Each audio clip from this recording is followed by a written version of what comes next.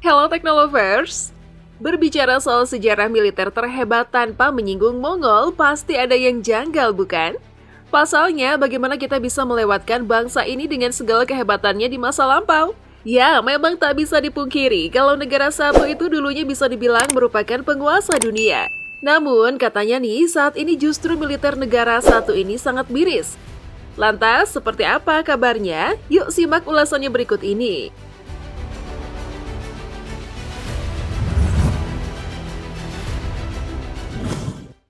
Fakta kekuatan militer Mongol saat ini. Jumlah tentara Mongol sedikit. Pasti sudah tahu kan tentang pasukan barbarnya Mongol? Ya, mereka ini adalah salah satu infanteri paling hebat di dunia pada masanya. Konon katanya cukup 5 orang dari tentara Mongol saja untuk bisa membinasakan satu kopi musuh. Tapi sayangnya, pamor itu lenyap, serdadu Mongol sudah tak sekuat dulu. Bicara soal kualitas, tentara Mongol yang sekarang ya bisa dibilang biasa-biasa aja, tak ada yang spesial. Mungkin agak greget sih untuk level pasukan spesial, tapi kalau di rata-rata ya bisa dibilang standar. Untuk jumlah, total tentara aktif mereka saat ini adalah 1.850 orang, termasuk sedikit jika dibandingkan negara-negara lain.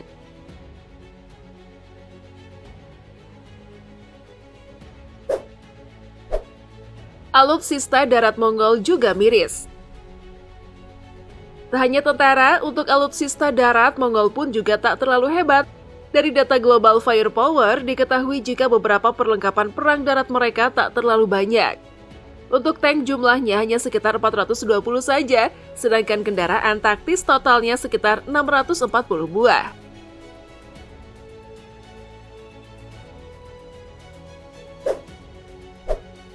Mongol miskin pesawat. Kemudian, untuk kekuatan darat, Mongol mungkin bisa memberikan perlawanan greget. Tapi untuk ranah udara, mereka begitu lemah. Ya, alasannya tak lain karena mereka miskin pesawat. Menurut Global Firepower, diketahui jika Mongol hanya memiliki sekitar 17 pesawat saja. Jumlah 17 ini bahkan hanya untuk pesawat pengangkut dan helikopter biasa. Artinya mereka sama sekali tidak memiliki pesawat tempur. Makanya, tak heran kalau Mongol adalah negara dengan kekuatan udara paling ecek-ecek. Seumpama diinvasi lewat udara, Mongol benar-benar bakal ampun-ampunan.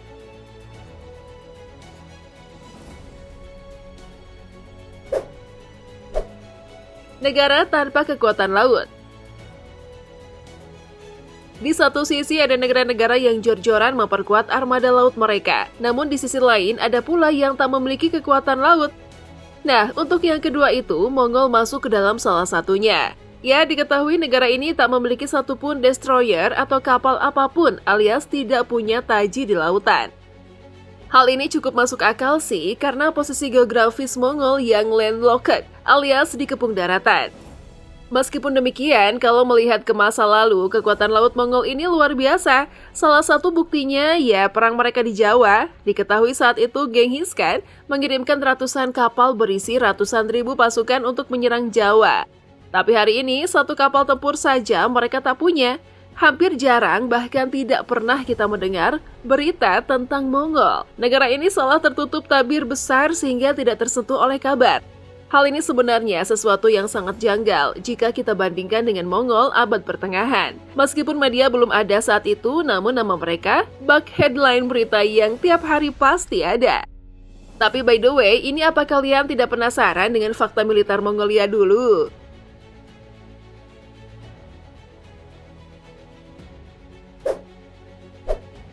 Dipimpin oleh Genghis Khan. Berawal dari Genghis Khan, mendirikan Kekaisaran Mongolia 1206 hingga 1368 dan memimpin dari 1206 hingga 1227 Masehi. Bangsa Mongol disiapkan menjadi negara bersatu untuk perang abadi. Sebelum Genghis Khan mengambil komando, pada 1206, Mongolia adalah wilayah yang terdiri dari berbagai kelompok suku yang saling bertarung, dan dia berasal dari suku Borjigin. Setelah berkuasa, Khan membentuk pasukan Kekaisaran Mongol dengan membaginya menjadi 98 unit yang disebut Minghan. Diketahui per unitnya memiliki 1.000 pasukan. Kemudian, Khan juga merekrut tentara dari negara-negara yang ditaklukkan dan melatih mereka untuk berperang demi Kekaisaran Mongol. Wah, luar biasa bukan? Kemudian, untuk menjaga kesetiaan para tentara baik dari bangsa asli maupun di luar Mongolia, Genghis Khan membudayakan untuk memperlakukan prajuritnya dengan baik, menghormati mereka, serta memanggil mereka dengan nama yang baik, bahkan rampasan yang mereka dapat dibagi secara merata. Sementara itu, Genghis Khan juga keras dalam mendisiplinkan setiap prajurit atau komandan yang tidak mematuhi perintahnya. Mereka akan dihukum berat, namun hukuman cambuk menjadi metode yang paling umum untuk pelanggaran yang terbilang ringan, seperti mundur ketika tidak diperintahkan atau tidur ketika bertugas jaga.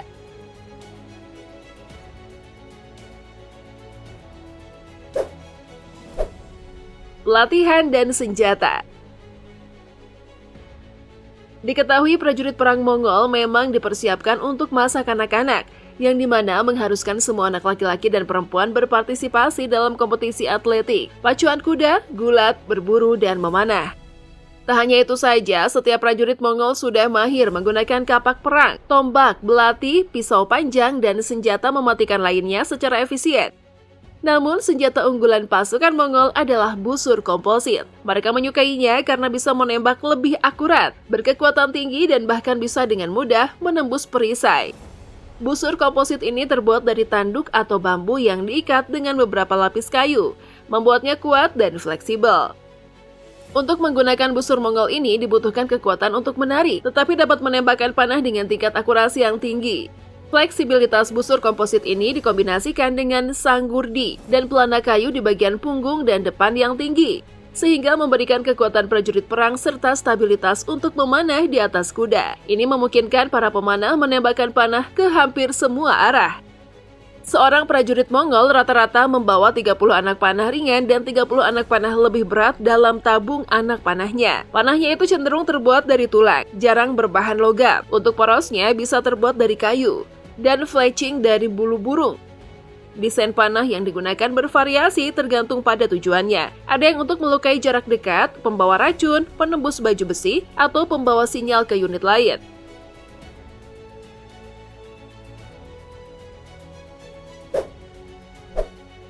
Baju zirah ringan.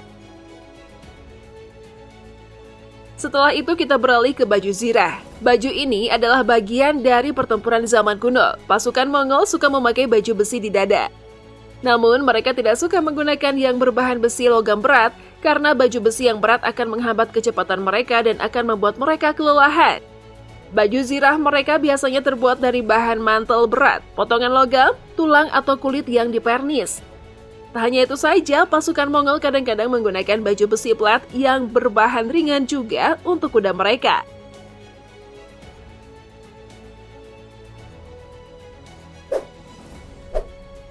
Taktik perang mematikan. Pasukan Mongol memiliki kekuatan perang juga dari berbagai taktik yang akan dengan mudah menaklukkan musuh. Mereka memanfaatkan psikologi di medan peperangan. Mereka tahu bahwa kerja mental lebih penting daripada kekuatan fisik untuk mengalahkan musuh. Jadi, mereka menggunakan kekuatan fisik dan taktik untuk melemahkan psikologis para musuhnya.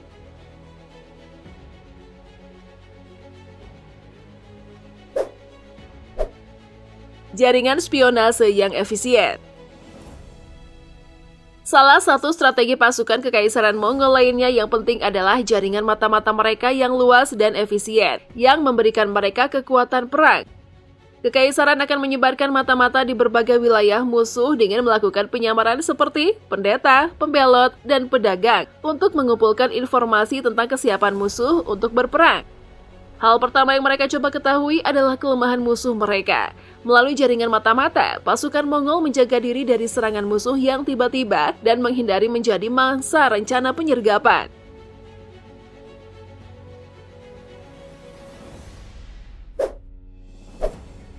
Manuver kekuatan.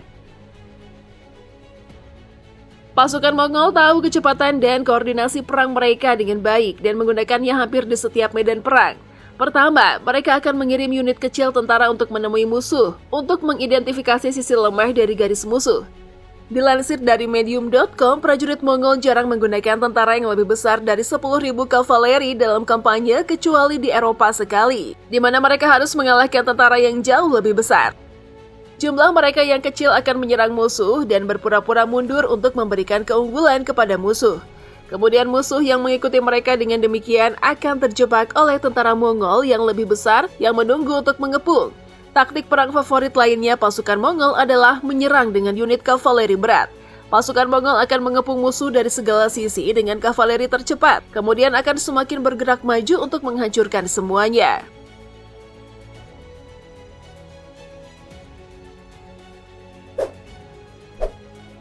Strategi teror Mongolia. Salah satu strategi paling sukses yang digunakan oleh pasukan Mongol dalam perang adalah teror yang akan ditanamkan ke benak musuh. Mereka bahkan akan membakar tanaman, membunuh kucing, anjing, anak-anak, wanita, tua dan muda, dan bahkan pendeta. Para komandan pasukan kekaisaran Mongol akan membiarkan segelintir orang melarikan diri ke daerah lain untuk menceritakan kisah kekejaman mereka untuk menyebarkan teror. Tak hanya itu saja, cara kotor lainnya yang mereka gunakan sebagai kekuatan perang adalah mendandani musuh yang ditangkap dengan seragam prajurit Mongol untuk diumpankan ke garis depan yang seolah-olah menyerang benteng musuh. Dengan cepat, musuh akan membunuh orang-orangnya sendiri karena berpikir mereka adalah prajurit Mongol. Cara itu akan menguras stok panah musuh di awal. Mereka juga akan berduka atas pembunuhan rekan senegaranya sendiri ketika mereka sudah tahu. Ngeri juga ya taktik perang bangsa Mongol, membayangkannya saja membuat kita merinding.